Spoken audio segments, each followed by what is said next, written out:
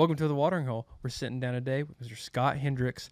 Thank you so much for coming on today. We did take a little bit of time here today. You're here celebrating Ronnie Dunn getting inducted to the Oklahoma Hall of Fame. That's right. So, as a Hall of Fame inductee yourself, what is it like to be welcoming another fellow Oklahoman into this? Well, I did it last year too. The guy that I literally started with at Oklahoma State, was he was a professor at Oklahoma State who's 9 years older than I am, named Tim Dubois.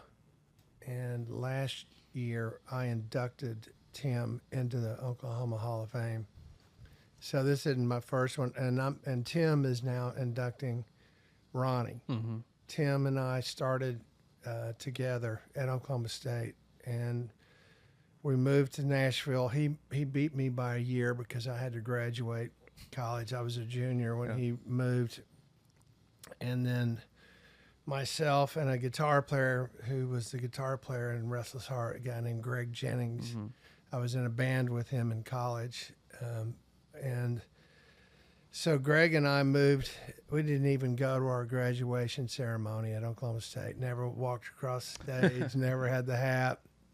And literally the day after school was out, we packed up a car and moved to Nashville, and lived in Tim's basement for a few weeks before we can find some place. And then we were roommates for about a year or something like that. Mm-hmm.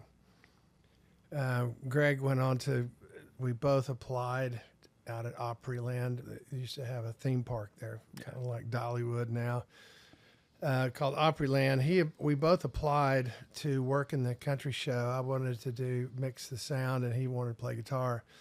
And they accepted him. They rejected me, which was interesting at the end of the day. But he played guitar, and I went on about doing. I had a job lined up before I went out there. But so I was here last year for Tim, and Tim ended up becoming a very successful songwriter. And Tim and I together started the band Restless Heart around 1984, came out in 1985. And Tim, because of that, Tim was tapped to be the head of Arista Records in Nashville. And his first signing was a guy named Alan Jackson. So he wanted me to produce him because that's all I did was make records for all those years. And he said, I want you involved. So I co-produced Alan's first two albums and a number one song on his third album. Mm-hmm. And then I'm the one who brought him Ronnie Dunn of Brooks and Dunn. Another long story, but Ronnie was living in Tulsa, and he had won the Marlboro Talent Contest. And as I was, at that time, I was producing Restless Heart with Tim. Tim and I were doing that together, but I was also mixing and recording who's who, other artists in Nashville. I was really in demand as a mixing engineer, and I had one of my main clients was a legendary producer named Barry Beckett, who was my hero, my mentor. He was the head of the Muscle Shoals rhythm section, moved back up to Nashville, and I learned a great deal from him. And so the winner of the Marlboro Talent Contest got 40 hours in the studio in Nashville with Barry Beckett producing. And I was one of the owners of that particular studio. And I work with Barry anyway. So Ronnie and Janine came in, and we recorded two songs, one of which was Boot Scootin' Boogie. I recorded that song 3 times. That was the first one. And we spent a week working on Ronnie, and Barry, who I love dearly, didn't like Ronnie as much as I did. I just flipped out. I was like, wow, what a singer, what a song, everything. So Ronnie and Janine and I kept in touch from Tulsa to Nashville, and I kept taking Ronnie to Tim to see if he would sign Ronnie. And I couldn't get him off the dime to sign him. He just wouldn't sign him. About a year later, Tim and I were going to a University of Tennessee football game. This is how long I've not been back since. So it's 30 years ago, whatever it's been, 40. And he said, I need a duo on Arista. I've got a male with with Alan. And I need a duo. And I've got these two guys in mind. And he played me a few sides from Kix, played me a few sides from another guy I won't name who was the initial lead singer. He goes, what do you think? And I said, man, I'm going to play this for you one more time. And if you don't get it, Tim, as one of your best friends, I've got to take it somewhere. I'm not going to let this die on the vine. If you're not interested, in all due respect, I got to find a home for it, some other label. And I pulled out a cassette tape. That shows you what era this was in, that Ronnie had sent me. And on the cassette tape was 4 songs: Boot Scootin' Boogie, Neon Moon, She Used to Be Mine, another song called White Lightning. 3 #1 songs, 2 of which were iconic. And Tim goes, you know what? You may be right. So he met Ronnie or whatever, and then he was the one that put Ronnie and called Kix together and said, here. He gets the credit for putting them together, and then I produced. Kix had a producer with him, and I was Ronnie's guy.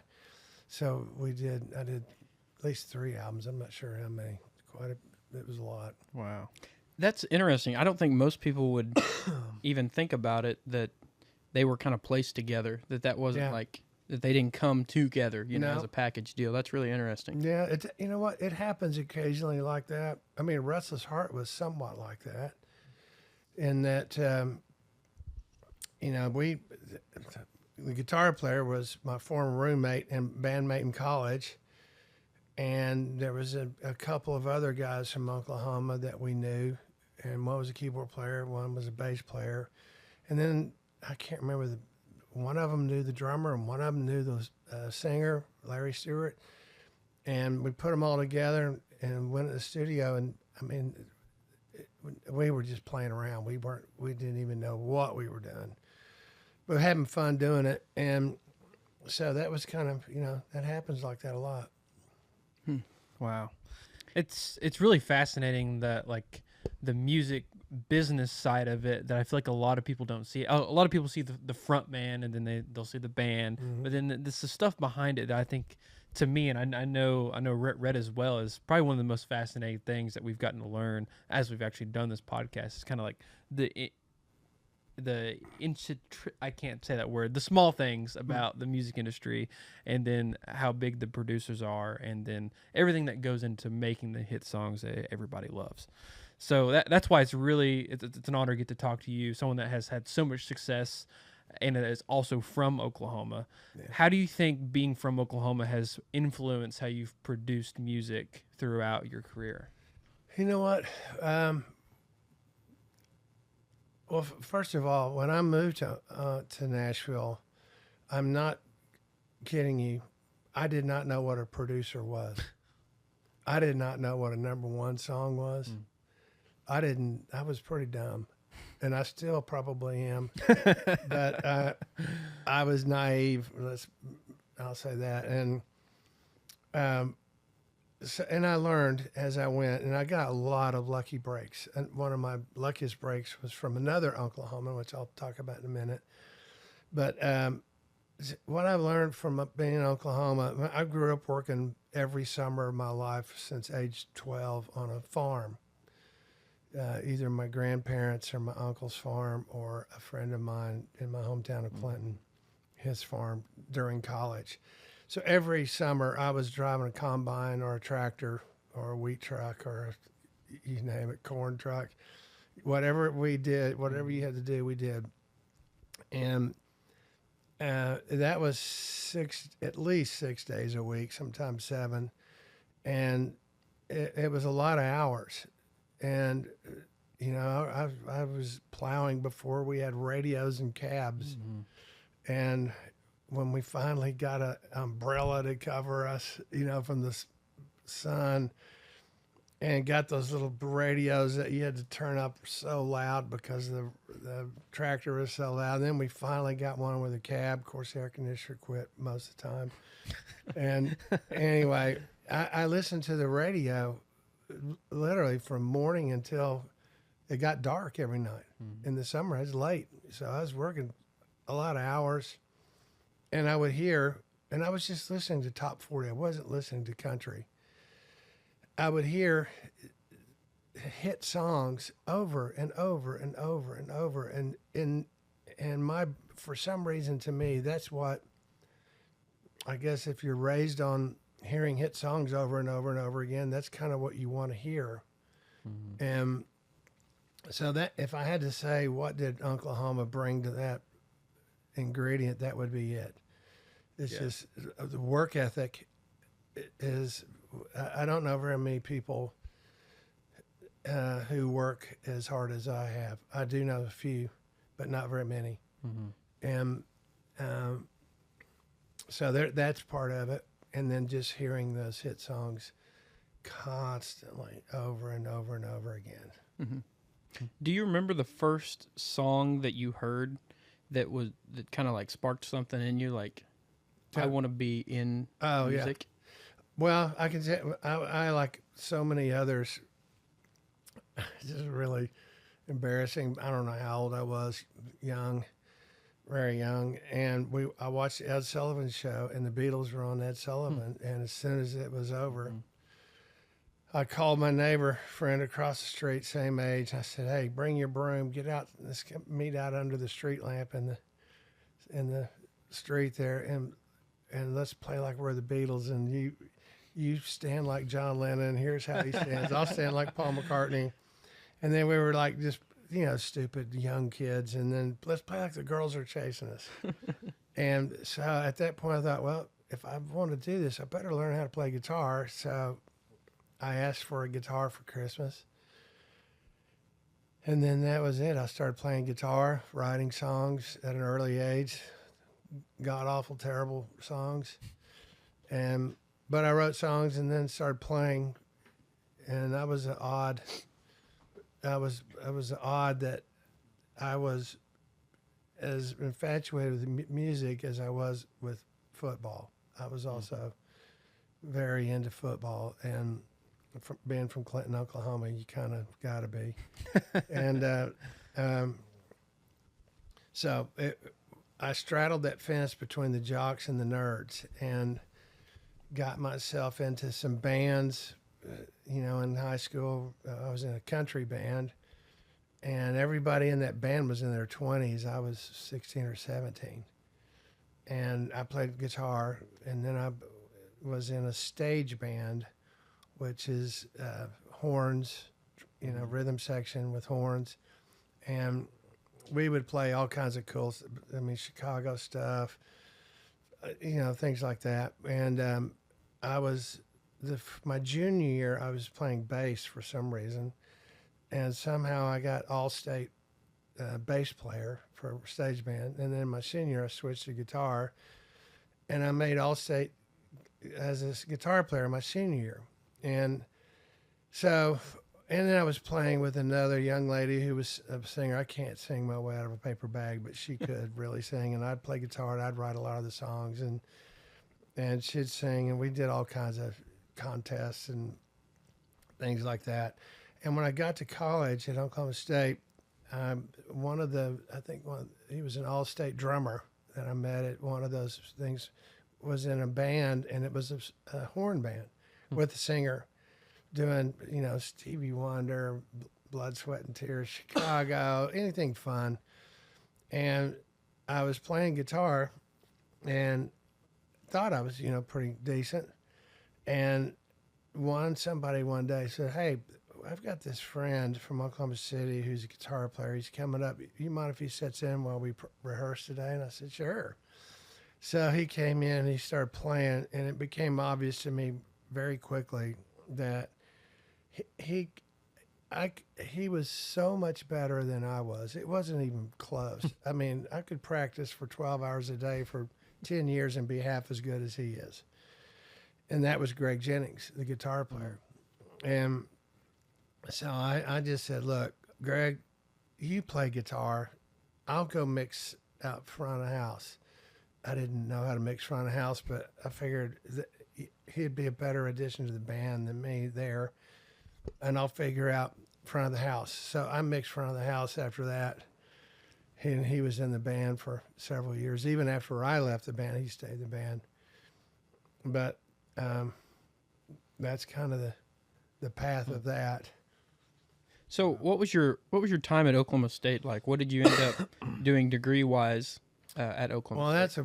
that's an odd one too. I went to Oklahoma State as you know, when you go there before you start your freshman year, you go to some advisor and they said, "What do you want to do?" And I'm not making this up. This is so bizarre. I still can't believe it myself. I said, "Well, I want to make records." And they said, "Well, what kind of records?" And I said, "The kind that I hear on the radio when I'm plowing." And they said, "Well, we don't have anything like that here." And I said, "Well, what do you got?" And they said, "Well, we have a guy who's a doctor of architectural acoustics. We have a guy who's a doctor of electroacoustics. Why don't you go talk to those two guys?" So I did. You know, I just want to make records. And said, "Have you ever been in a recording studio?" "No. I don't know anything about it. I just want to make what I hear every day." And so they said, "All right, and those two got together, those two doctors and they said, "Let's design a degree from scratch called a university degree. It's very rare. And we'll build a 4-year program to help this kid get closer to making a records." And so they designed this program, and it drew out of 4 different colleges: engineering, architecture, music, and radio, television, film. So those 4, they somehow came up with a curriculum, and it was brutal because especially the architecture, in order to get out in 4 years, I'd have to take a graduate level course my sophomore year or my junior year. And I wasn't, without the prerequisite, it was insane. There were several semesters I had 21 hours, which was a lot. I actually had better grades when I was that strapped down. And so at the end of the day, I graduated on time with a degree. It's called a university degree specializing in architectural acoustics. So as I was at Oklahoma State, and here's the other thing that happened right around the same exact time. My roommate, one of my best friends from high school who was coming to OSU, wanted to be a forestry major at the time. And so he went over to the forestry department to enroll, and I thought I'd just go with him, hang out in the lobby or whatever. And I'm hanging out in the lobby while he's in there doing whatever he's doing, and I'm just sitting there. This guy, a stranger next to me, says, what do you want to do?" And I said, "Well, I want to make records." And once again, "What kind of records?" And I told him, and he said, "You ever been in a studio?" "No, never seen one." And he goes, "Hang on just a second." And I'm not making this up. We didn't have cell phones. He went to a payphone or a phone somewhere, made a call, and came back with a piece of paper with a name and a number on it. And he goes, "Here, call this guy, Floyd Loftus at the Audio Visual Center. I think I have you a job in a recording studio." What? So I called Floyd Loftus. I came in. He hired me. I hadn't even started school yet. And I worked in the Audio Visual Center, which was on the 2nd floor of the library, for 4 years. And when I got there, they had 2 tracks, a 2-track tape recorder, left and right or whatever. That was two more than I'd ever had. So I was in heaven. 2 tracks. And Floyd found out that I also wrote songs, and I was playing in a band and all this stuff. And Floyd said, "Well, you need to meet this guy who used to work here years ago, named Tim Dubois, and he's now teaching accounting at Oklahoma State. He was my brother. Years later, he was my brother's professor." And so I said, "Sure." And he says he writes songs too. So I met Tim, and we started writing songs together. And I don't know how many we wrote, quite a few. And so we started demoing them just in our audio video. We went to Floyd and said, "Floyd, can we like come in after 5 o'clock when the audio visual center closes and record?" And he goes, "Sure, as long as you don't make too much of a racket and whatever." I said, "We'll be fine." And it wasn't long before we realized we needed more than 2 tracks. So we went to Floyd, Tim and I did, and said, "Floyd, is there any way you could talk your bosses into buying a 4-track?" And Floyd somehow figured out a way to get us a 4-track. And by that time, Greg Jennings was in the band, and Greg and Tim and I would literally go to the Audio Visual Center at 5. We would come out 10 minutes before 8 a.m. when it started. We would spend all night long recording our demos in there. And then Tim and I and his former wife would drive to Nashville. I don't know how many times we did to pitch our songs. And Tim had figured out how to do that. And every time we would drive back to Stillwater with our tail between our legs, going, "Man, I can't believe nobody liked our songs. Everybody in Stillwater likes our songs. Why don't they like our songs?"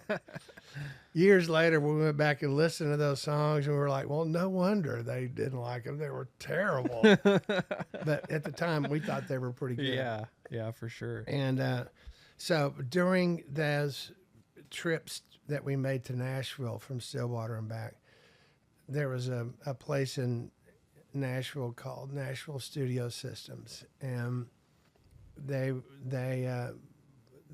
was a company that sold equipment, recording equipment, all kinds, anything that to do with a recording studio. They sold it, and I went in there and I said, "Hey, I'm getting a degree here, in about 6 months in architectural acoustics. What would you say if you were to hire me to come help you design studios?" I mean, I was doing full blueprints, drafting, and architecture. Not that I was great. We didn't have CAD. I had a drafting board. So they hired me on at a whopping $1,000 a month, $12,000 a year. And I thought, wow, I am rich. And so I had a job waiting for me the day after I moved to Nashville, designing studios and implementing studios. And so, some design would be crazy for a minute, then I would go sell equipment to studios. But doing that allowed me to go to all these different studios in Nashville and see. I mean, honestly, I had gone from 4-track in Stillwater, you moved to Nashville, and everything was 24-track. So it was quite a leap in technology and all the gear and all this cool stuff. And I walked into a studio one time called Glaser Brothers, Glaser. The Glaser Brothers were the group of the decade in country music in the 70s. Alabama was a group of the decade in the 80s. They were the 70s. 3 brothers, Tom, Paul, Chuck, and Jim. You may remember Tom Paul from the Outlaws, Waylon Willie, Tom Paul, and I can't remember who the other one was. But anyway, it may have been Jesse Coulter. And so they had a studio in Nashville, and I went in there to sell them some gear. And I met there was an engineer that working there by the name of Ron Treat. And I got to talking to Ron, and lo and behold, he graduated from Oklahoma State. It's like, what are the odds of that? And he was working with the most powerful, prominent, successful producer in Nashville at the time by the name of Jimmy Bowen. Jimmy Bowen's a legendary. Hey guys, Rhett and Jager here. Just want to take a quick second to say a huge thank you to one of our favorite sponsors, Deep Eddy. At Deep Eddy, real defines everything they do. It's not only their approach to making high-quality vodka, it's also their attitude. Starting with purified Texas water, they only use the best ingredients: local honey, pure cane sugar, juice from real fruit, and organic tea. Proudly distilled 10 times and handcrafted in small batches in Austin, Texas, Deep Eddy Vodka is refreshingly clean vodka, ready to be enjoyed however, whenever, and with whomever you'd like. Deep Eddy Vodka, handcrafted with real fruit.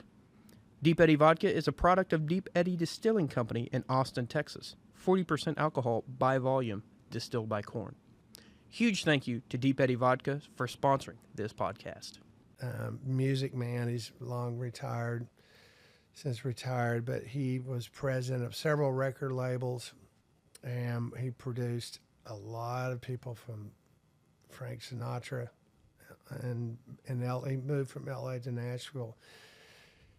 And he was quite a force when he moved to Nashville. No one knew what to think of him, but he hired Ron. He went to Glazer Brothers first and worked out a deal to work there for like a year.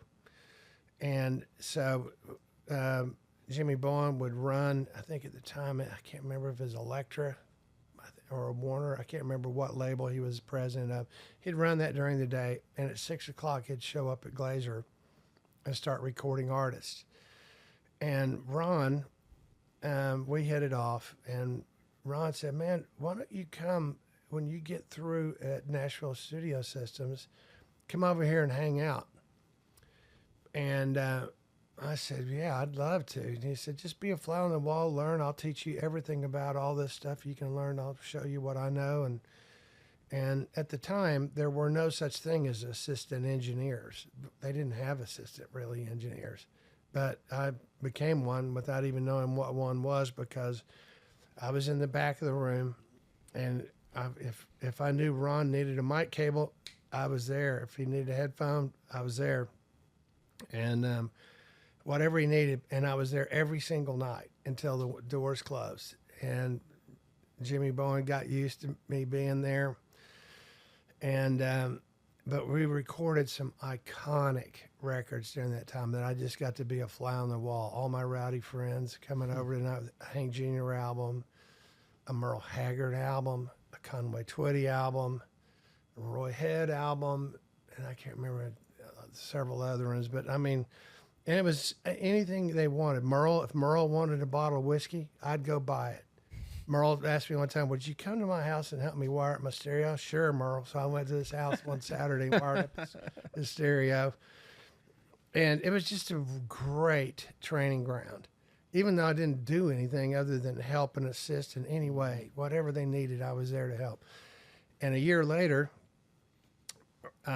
Jimmy Bowen and Ron Treat, Ron was on staff there. At that time, all engineers were staff. There were really many independents. And so Jimmy said, I'm going to move over to Soundstage Studios. They have more gear, and they're going to give me a better deal, blah, blah, blah. And he wanted to take Ron with him. And so when he let Tom Paul Glazer know, I'm taking Ron with me. Tom Paul's like, well, what am I supposed to do? You're taking one of my staff engineers. And Jimmy Bowen goes, well, why don't you hire that kid, Scott? He's been here every night for 9 months for free.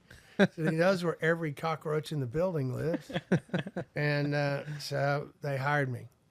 And I quit my job as an acoustician, salesman, and started engineering right away. Went straight from not ever flying an airplane to flying an airplane the next day, recording something. I'd never done it on that scale, but Ron had taught me. And Ron is now in Oklahoma City, running a studio somewhere in Oklahoma City. Oh, really? Really? Mm-hmm. Yeah. So what goes into when you say engineer, and this is just ignorance on my part. I'm kind of like what you said earlier. I'm not really sure exactly what that is. So can you break down Sure. what an engineer does? Yeah, I mean, an engineer is the guy. There's different kinds of engineers, obviously, but the one most people see the most is if they go to a concert and they see all that gear right stacked in the middle of the room, and there's somebody back there with a bunch of lights and a bunch of faders and a bunch of that is a live mixing engineer. That's kind of what I did with the band in Stillwater. That's live mixing. A studio engineer is the same thing. You see a recording console that's some of them are enormously big, has a lot of faders. They're all the same. If you learn one strip, you've learned them all pretty much. And you're responsible for getting things on tape or getting things recorded. So someone walks in with an acoustic guitar. You have to decide what microphone, where do you want to put that microphone? How do you want to place it? What angle?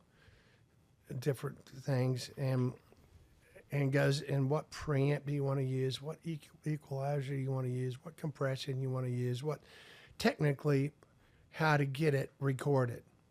It's an analogous to a cinematographer in the movie world. He's the guy that decides what lens to use, what camera. Mm-hmm. On and on. He's going to determine the look of the movie. The engineer is going to determine the sound of the record. So I would imagine that the engineer, like, that's not a one size fits all for like an acoustic guitar. You have different options for different sounds you want to get, or Oh yeah, Yeah. There's a lot of there's different engineers. I mean, there's basically three phases of recording. There's really four. I'll go through the four. Recording the basic tracks, which is the foundation of the band, the drums. You start out, you're recording the foundation to the house. Your drums, your bass, your maybe one electric guitar, maybe two electric guitars, maybe an acoustic guitar, maybe a piano, maybe a steel, whatever. That's whatever you decide you want on a tracking session where they're all there and you're working on the arrangement of the song, the key, the tempo, get all that right. Who's going to play what, and try to get the band to actually play together. That's the tracking date. That's a little more, that's harder for an engineer because you're dealing with a lot of things going on. Mm-hmm.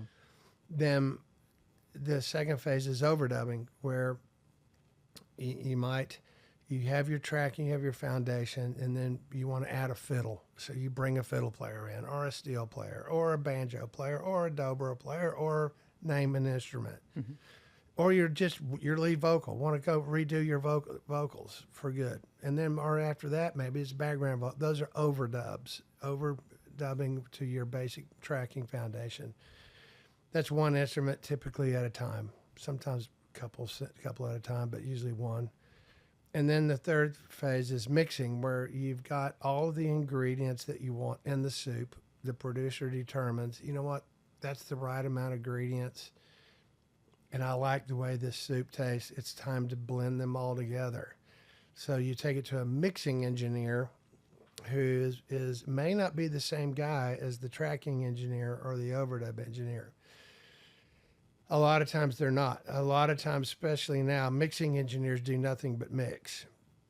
And they're the ones who take your files of all these different instruments and balance them out. They're the ones that determine, you know what, I want this instrument to appear over here on the left, and I want it to be a little farther back in the depth of field. I want to put an effect that comes over here. Mm-hmm. I want to put an echo on this. I want to, and he's the one, it's analogous to the editor in a movie who they've shot all this film. You got to have somebody try to make sense of it and put it all together to where it cuts together well. Mm-hmm. So that's the mixing engineer. And then after you've typically mixed it down to stereo, which is what we do other mixes in addition to stereo nowadays, but let's just say stereo. That's 2 tracks. And the final stage is called mastering, which is, it's kind of like if you are a carpenter and you're building a table, and you get a beautiful piece of wood and you sand and get it so looking really great. That's your mix. And then when you want to put the varnish on it and make it jump, that's the mastering engineer. The mastering engineer deals with 2 tracks, left and right. And you give him those, and he tries to make it even better than what we make in the studio. He makes it a little possibly louder, maybe brighter, maybe heavier, thicker, whatever. And when you have an album, he's the one that's making all the songs go together level-wise, timing-wise between songs. That's a mastering engineer. The thing about those guys are they don't have to deal with musicians. They don't have to deal typically with artists. And they're kind of sitting in their own little cocoon, and you know, people send them their final mixes and they do their nerdy stuff, and it comes out about that much better. You know, but that you go through that process, and they put the coding on, coding as far as QRC numbers, all that kind of stuff. Mm-hmm. So that's your 4 stages basically of mix of engineering of different stages. That's fascinating. Yeah. These are like stuff that we've always heard about. Like we talked to a lot of artists, obviously, and they'll talk about, well, we're sending this off to get mixed or mastered, and like this stuff that the way you've broken it down, like I finally feel like I understand what they're talking about. So well, I forgot to mention that as I said, I was thrilled. I was making $12,000 a year until after about a month or two that I was like, man, I'm getting tired of eating these hamburger helper and ramen noodles. This is not cutting it. So I found a school right at the end of the Music Row called Belmont. And I never heard of it. And now it's a big university. But Belmont had a music business program. Never heard of that either. So I went to Belmont, and I said, you know, I just graduated a few months ago, and I was a young graduate, I guess. Would you ever consider teaching architectural acoustics? And they said, well, why not? Why don't we teach that to our seniors? So they hired me to teach as an adjunct professor, and my classes were like at 7 a.m. on Tuesdays and Thursdays. Mondays, Wednesday, and Friday were at 8 o'clock, sometimes 9, but mainly 8. And so I went and taught literally a few months after I graduated. So all the while when I was working at Nashville Studio Systems, getting there at 9 or 10, whatever that was, getting off and then going over to Glazier Brothers until 1 or 2 in the morning, and then getting up and going to teach in the morning before I went back to, it was a grind. And I ended up teaching there 7 years part-time and 4 different courses. And 3 of the other courses had to do with engineering because I was doing it every day. When I left there, it was engineering. So I started teaching introduction to the engineering, and I ended up teaching the final course in the whole your final one. It's off campus. It's at a real studio where you're working on very complex consoles and things and getting to see how it really works. And so I've taught it a lot. That's probably why I can explain it. Yeah. Can you break down the producer role as well for us real quick? Yeah. When I moved to Nashville, I didn't know what one of those was. And I got to witness Jimmy Bowen, for that first year. And the irony of all that is that Jimmy Bowen went through several labels, but he ended up at Capitol Records, being president of Capitol. I guess it was maybe 20 years later, something like that. Not even 20. I became president of Capitol, and I followed Jimmy Bowen into Capitol. He retired, and I went in after him. Wow. I know, it's a pretty crazy story. I called him up when I got that, and he goes, "Good luck, buddy." I said, "Got any advice?" He goes, "Good luck." Anyway, so watching Jimmy was great because I've learned a lot. And as an engineer, at the time when I started engineering, I never even, I still didn't have a burning desire. I want to be a producer. It wasn't like that was something I was always looking for. I was working with all these producers, and I didn't have any formal training in engineering at all, other than what Ron told me. This is what this does, and this is what this does, and I literally would just turn things until it sounded right to me. And I don't know, I can't explain that because I'm not very technical. I'm not like an engineer brain or anything like that. I would just EQ something until it sounded right, balance it until it sounded balanced to me, and creatively just do it. And people, I guess, started liking what they heard. When I would mix something, they go, "Who mixed that?" And it's me. So they would, and I need to say this. When I worked for Glazer, about a year later, after I went to work for Glazer, they decided, Tom Paul Glazer said, there's a new trend. It's called independent engineers. Studios no longer have staff engineers, not very many of them. So we're going to let everybody go and not have to pay you guys. There were two of us, a salary. And you're independent. So you only get paid when you work. And I was like, oh, gosh, I just bought a house.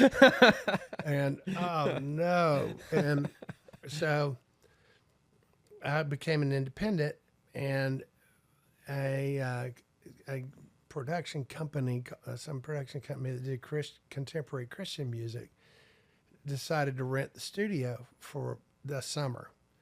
And they rented it from 5 a.m. to 5 p.m. And I said, I'll engineer it. So, during the summer when I wasn't teaching, so I was getting up at 4 something in the morning, go engineer Christian music. And I started doing these mixes, and people started hearing them and go, who is that? So they started calling me to hire me. And somebody, I don't remember who it was, gave me some great advice. They said, if you're going to be an independent, charge the most of anybody in town. I said, well, I'm probably the least experienced. I'm new. They said, don't matter, charge the most. And I did. And I thought, oh, and they paid it. The more I charged, the more people hired me. And it was crazy. And I started mixing more and more records and bigger records. And before long, when we, I don't know, when we started Restless Heart, I probably mixed, I don't know how many #1 records at that point, quite a few. What's up, guys? Jagger and Rhett here with the Watering Hole Podcast, and we just want to tell you about our next sponsor, and that is Double B Hat Co. Bryce over there at Double B Hat Co. hooks us up with all of our hats that we wear on the podcast, and we can't say thank you enough to Double B Hat Co. Go check them out. They've got the best hats. You'll see all the artists around here wearing them. You got Treaty Oak, you got Gannon, you got all the ones that you love wearing Double B Hat Co. You know why? Because they're the best. And you can't say anything other than they're the best. Go check out Double B Hat Co. Double B Hat Co. right now. Go do it now. Jagger's wearing one of the hats. As always, know why? Because they're the best, Rhett. Link in description. Go check them out. And I got to be known more as a mixer than a engineer. Although I did a lot of engineering for, like, Barry Beckett would hire me to do. I did 7 Hank Jr. albums, and I would track them. I would be the guy to record the band. I wouldn't necessarily be there to do all the overdubs. I did some, but I would then mix those records. He'd hire some other engineer, probably a cheaper engineer, and then when they were done, they'd give it to me to mix them. And I mixed no telling how many records. And then we started Restless Heart in the middle of all that. So while I was producing with Tim Restless Heart, I was also engineering all that. And all of the records that pretty much everything I did, I was engineering as well, or for sure mixing. All the Alan Jackson I mixed, all the Brooks and Dunn I mixed, John Michael Montgomery, I think Faith Hill, all those. I didn't necessarily track them. I'd hire somebody to help because tracking sessions are pretty intense, expensive, and a lot of pressure because you got everything in there and you're trying to create the foundation of the house. And I need to pay attention to this and this and that. I don't let somebody else deal with whether we need more 5K on the acoustic guitar or the snare drum. Let them deal with that. And then I would mix it at the end of the day. And eventually I got to where I was so busy running record labels or working in a record company that I just started hiring some of my heroes that I thought were better mixers than myself. So I don't mix anymore, but I still do the engineering that is like vocals. Mm-hmm. When I go to do, if I think I've done 6 albums in Los Angeles, 5 with Blake, 1 with Gwen Stefani, where we didn't, we do vocals, and I just do them in their houses. So I don't need to hire another engineer.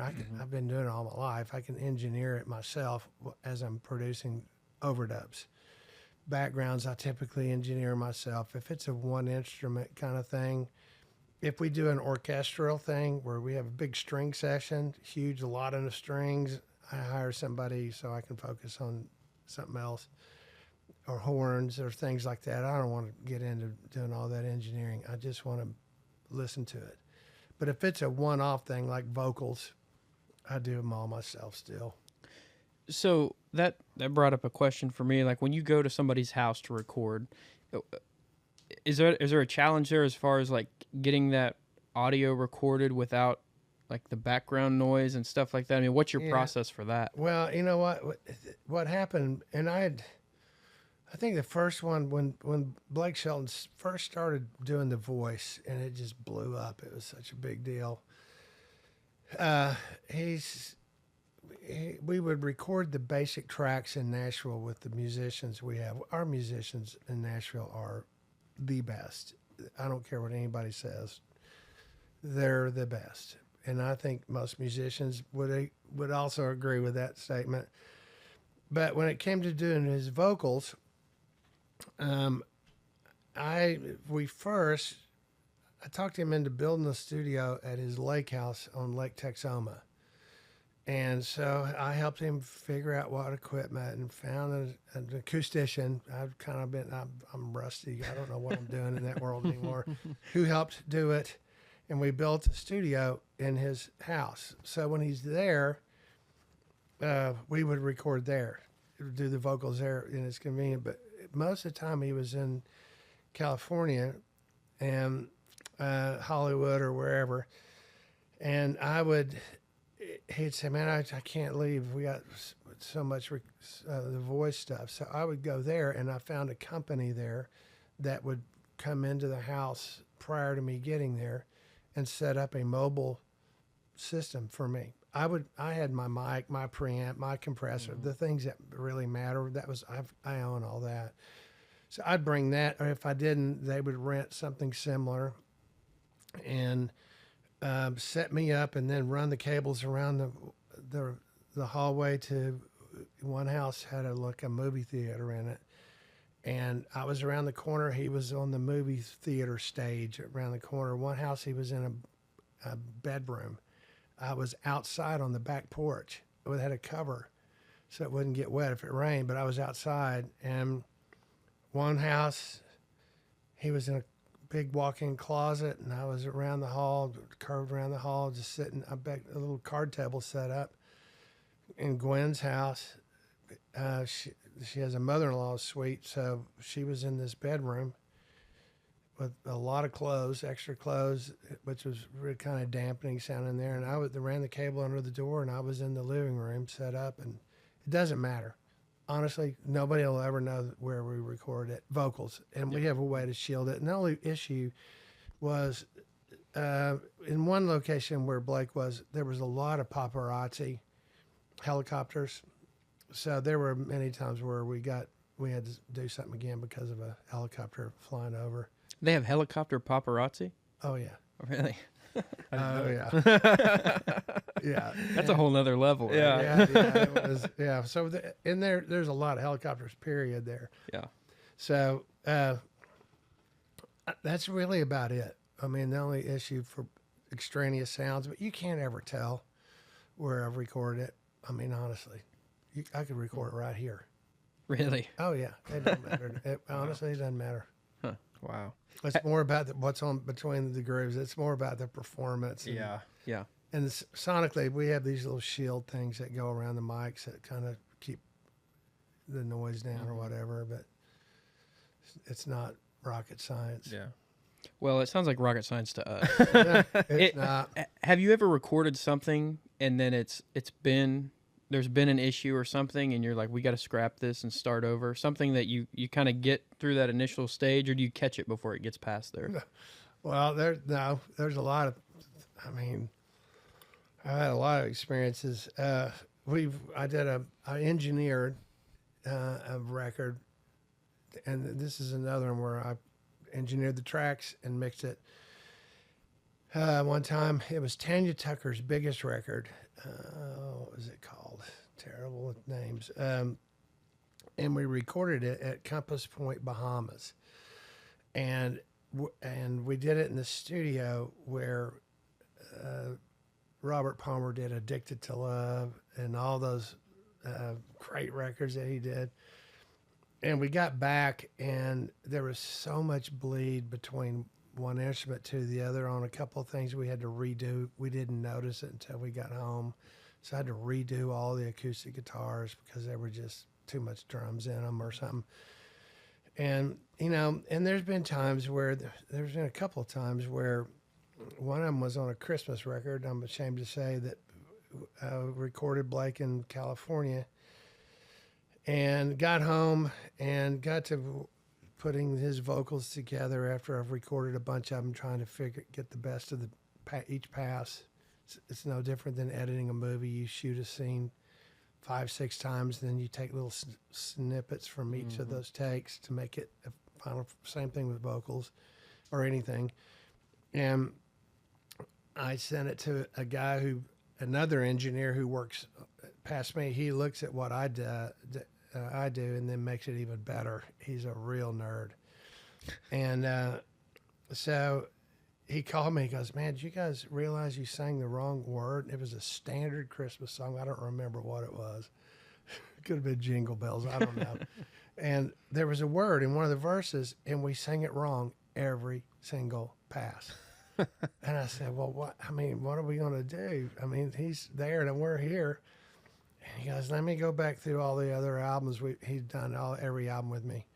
And he went back and he found the word that it was supposed to be on another song in another key, and somehow Frankenstein that word into the recording that we messed up. Wow. And now you can do all that with AI in about that long. Yeah. AI's changed the game. Wow. I guess I didn't even realize that you could I thought it was like, you've got to nail this take. However many takes it gets, you've got to be perfect all the way through. No. But you're taking pieces of different... No. That's called compilation. Mm-hmm. I comp everything. I comp every single step of the way, from tracking to all the way through. If we track a song 6 times, I'll go through all 6 passes and make sure, because somebody might have played something on the second pass that's like, wow, that was great. That's better than what he played on the last pass, which we called the master. And then or something, and I'll copy it and paste it and move it around. I'll do you can manipulate it to death. And but on vocals, he's saying, I want to get however many passes. Sometimes it's 4, sometimes it's 6, sometimes it's 8, sometimes it's 20. Mm-hmm. Depends on the song, and I want to make sure that when I get home, that I find the emotion of every single, not just every single verse, but every line and every word and every syllable. I'm literally concentrating that hard to go, how can this? I want to make sure that when whoever the artist sings it, the emotion is transferred. Mm-hmm. And I'm not worried about the technical stuff, the pitch. I can fix the timing. I can fix everything, but do I believe it? Do I believe what he or she's saying? And so we record several passes because it's just like doing several takes in a movie, and just so I've got something to go from, and we compile it. Wow. And every now and then, there's some songs where, the majority of it is one pass because it's just so real and magical. So, Do you remember your first song that went number one? yeah, vaguely. It was a Restless Heart song, and you're talking about it as a producer. I've Yes. had a lot of as an engineer. It was a Restless Heart, and I think the first one that went number one was called "That Rock Won't Roll," and then right after that was "I'll Still Be Loving You" or something. We had 7, I think, with them. Mm-hmm. But yeah, it's been a long time. That's 81 of those ago. Yeah. So, and they're, what, they're all special. They're all incredible. But I'll never forget, and it's still kind of interesting me because I didn't know, like I said, what a number one song was when I moved to Nashville. But, and I think if everyone was honest, songwriters who've written number one songs, artists who've had number one songs, engineers, producers, whatever, it's when you get the message, hey, your song went number one, it's not like all of a sudden fairy dust falls out of the sky and you go, oh, I have this tingling feeling all week long while it's number one for this week. Mm-hmm. And occasionally you get a multiple week number one, and you don't have this walking on clouds feeling. It's just like it was yesterday. You feel the same. Then they have a party typically to celebrate, and they give you a lot of plaques. I've got more plaques than I'll ever. My poor daughters are going to have to deal with it someday. Lots of plaques, to go through that, but.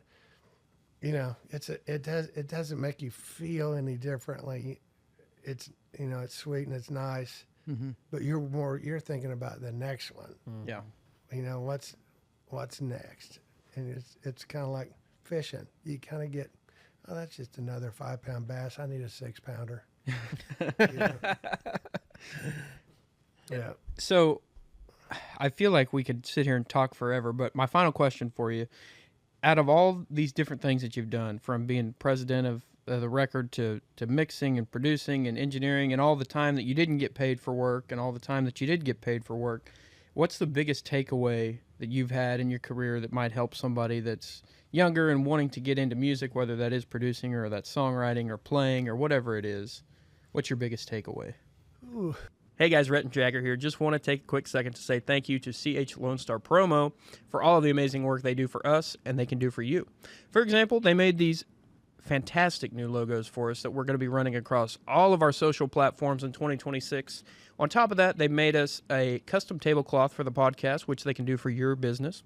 And they make all kinds of fantastic merchandise. Shirts, hats, hoodies, socks.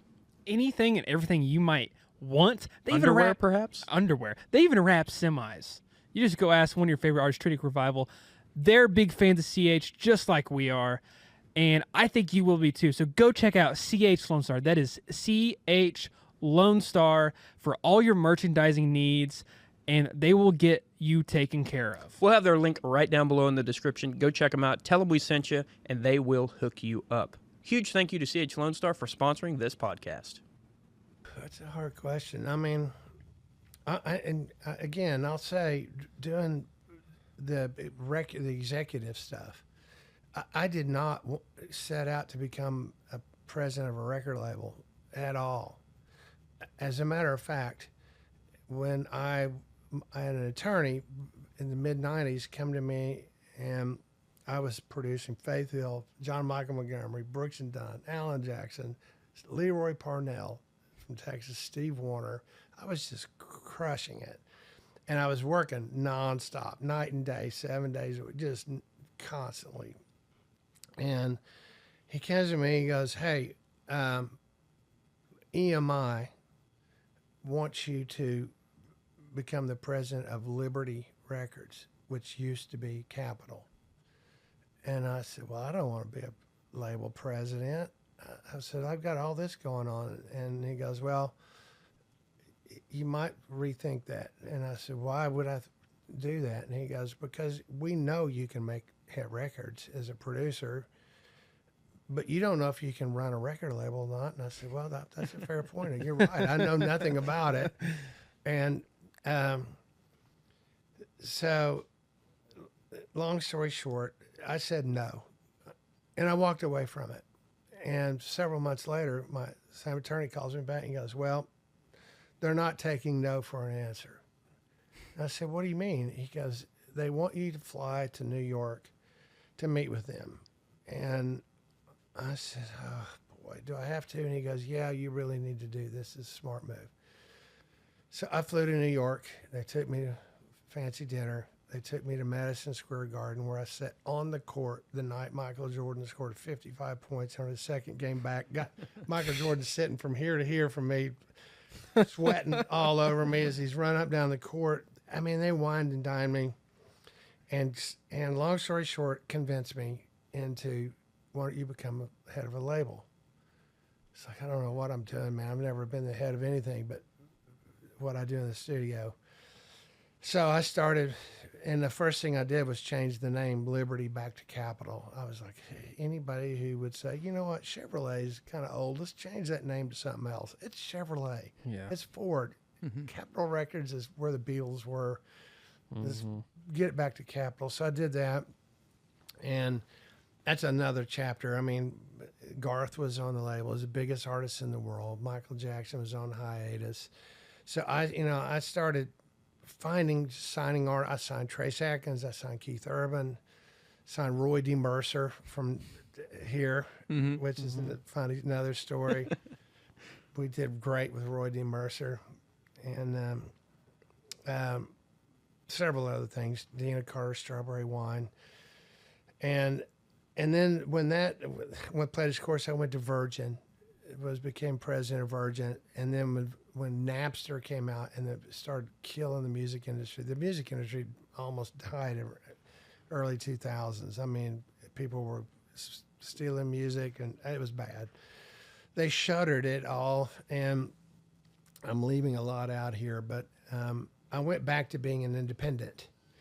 And then in 2007, I think it was, I got a call from somebody who was the temporary president of Warner Music in Nashville, and said, will you come run my A&R department, be the head of A&R? A&R is Artists and Repertoire, which is a stupid long term name that is basically, you're the guy that signs artists, helps artists make the records, sometimes find them songs, helps them navigate through managers, whatever they need. You're the guy, you're the first line of that people see the label. After you make the record, you hand it off to all the other people in the label, marketing, publicity, promotion, blah, blah, blah. And so I said, why? They said, well, Blake Shelton needs help. And I said, I've never met Blake. And so they hired me, and I said, oh, I'll do that, because I haven't done that. And so I became executive vice president of A&R at Warner. I think I started out as VP, then went to EVP, so I started finding songs for Blake and producing Blake, and we had 17 number ones in a row before we broke our streak. And we knew we were going to break our streak on the song we put out, because we knew it was controversial, and it did.